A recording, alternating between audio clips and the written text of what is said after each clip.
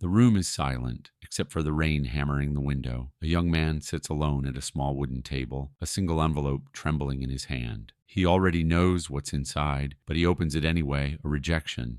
Another one. The dream he clung to, slipping through his fingers. He stares at the letter, jaw tight, eyes burning, breath shaking. And in that moment, you can almost hear something break inside him. Because this wasn't just bad news. This wasn't just disappointment. This was the world telling him, you are not enough. He crumples the paper slowly, not in anger, not in sadness, but in a cold, quiet disbelief. He had come to this city with hope, passion, and a portfolio he believed would change everything. But Vienna didn't just reject him, it erased him. What no one in that admissions office realized, what no one walking past him on that rainy street understood, was that this single moment, the simple rejection, would ignite something dark, something relentless, something the world was not prepared for, because the boy who couldn't get into art school would one day reshape the fate of millions. The question is, how does a failed artist become the architect of one of history's darkest chapters?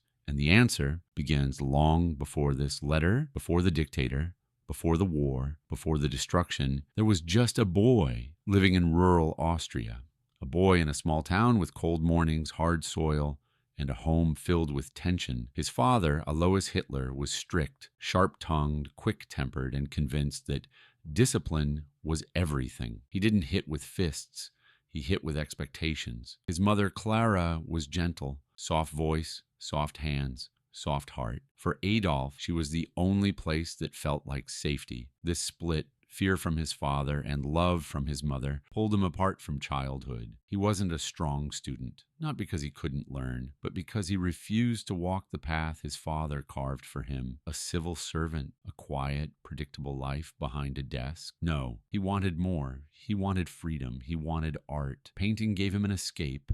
Sketching gave him identity. His imagination built worlds where he had control, something he lacked in real life. But tragedy doesn't knock, it enters first. The death of his younger brother, a loss that shattered his mother and strangled the warmth in their home. Then the sudden death of his father, Alois's death, didn't bring relief. It brought uncertainty. Hitler drifted. When he was old enough, he chased his dream across the border to Vienna, the city of artists, the city of culture, the place where he believed he would finally be seen. He applied to the Vienna Academy of Fine Arts with absolute belief in himself. The Academy tore that belief apart. He wasn't just rejected, he was dismissed. They told him he had no real talent. They told him he didn't belong. They closed the door. He built his entire identity around. He tried again, rejected again. Imagine standing outside that building, watching others walk through the doors of your dream while you realize you are not welcome. That kind of failure doesn't disappear. It sinks. It festers. It transforms. He fell into poverty, sold sketches to survive, lived in shelters, wandered the streets wondering who he was supposed to be now. And in those streets, he found something else. Anger, resentment, ideas meant to blame instead of heal. This was the birthplace of the darkness inside him. Not war, not politics, not power, rejection. The world didn't notice, but inside that failure, something was forming. Then something happened that no one could have predicted. War broke the world open. World War I dragged Europe into chaos, and Hitler found purpose in that chaos. For the first time in his life, he felt like he belonged. The uniform gave him identity. The regiment gave him camaraderie. The battlefield, despite its horror, gave him meaning. For many, war was suffering. For Hitler, it was structure. But when Germany lost the war, everything he built his identity around was ripped away. He returned to a country drowning in humiliation, poverty, and political collapse. And inside that collapse, a spark lit inside him. He felt betrayed. He felt angry. He felt like destiny owed him something. One night, by pure chance, he attended a tiny political meeting. Just a few people. A forgotten room, nothing special, until he stood up to speak. His voice, shaped by rejection, pain, and bitterness, came out like a storm. Suddenly, people listened, not because he was wise, not because he was experienced, but because he was emotional, raw, angry, and confident. And people follow emotion before logic. Every meeting he spoke at grew larger, every rally louder. His ideas were dangerous, but his delivery was powerful. He offered simple explanations for complex problems. He pointed at enemies to blame. He promised rebirth, pride, strength, and the people, broken by war, believed him. His political group grew. It gained supporters, it gained money, it gained influence. He wasn't just speaking anymore, he was leading.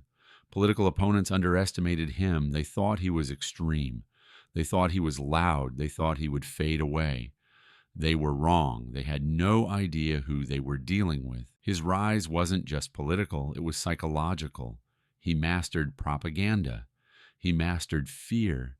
He mastered the art of telling people what they desperately wanted to hear piece by piece, step by step, alliance by alliance. He climbed to the top of Germany. He took power legally. He held power absolutely. And once he had it, he would never let it go. The failed artist was gone. The soldier was gone. Now there was only the dictator.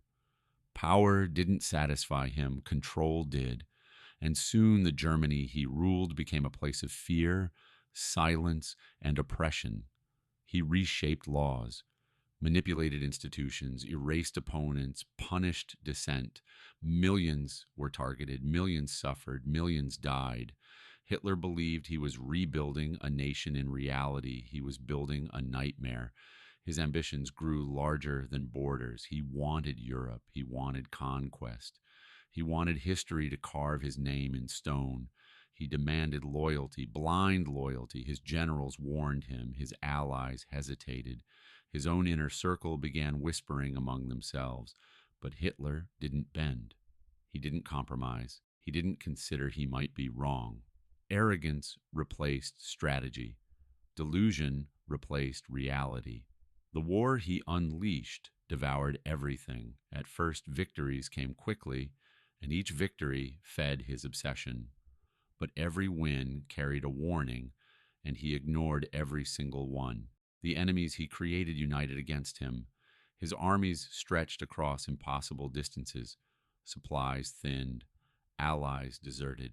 Generals surrendered. And still he believed he could not lose. Then came the turning point, the brutal Eastern Front, the Russian winter, the Allied advance, the bombs raining over German cities. His empire cracked. His strategies failed. His confidence collapsed. Inside his bunker, the whispers grew louder. This war was unwinnable. Germany was doomed. Hitler was finished. But he refused to accept reality. He fired those who questioned him, blamed others for his failures, and slipped deeper into isolation and paranoia.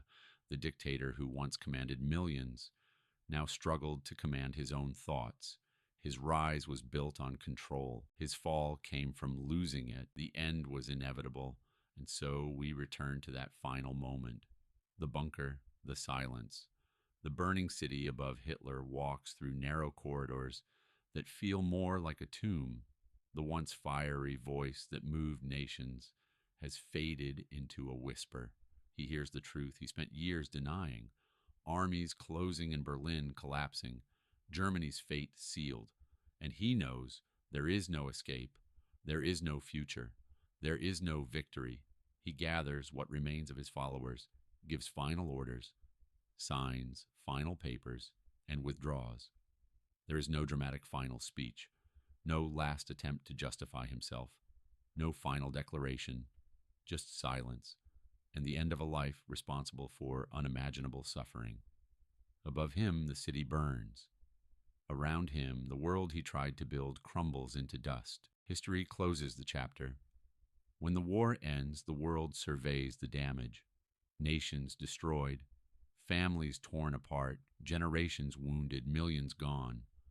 But humanity learns something too. This is what happens when hatred gains power. This is what happens when fear is weaponized. This is what happens when one man's darkness touches the world. Hitler is remembered, not for strength, not for brilliance, not for genius. He is remembered as a warning, a reminder that dictators don't appear fully formed. They grow slowly in silence, in frustration, in resentment, and if no one stops them, the world pays the price. His life is a lesson carved into history. Never again.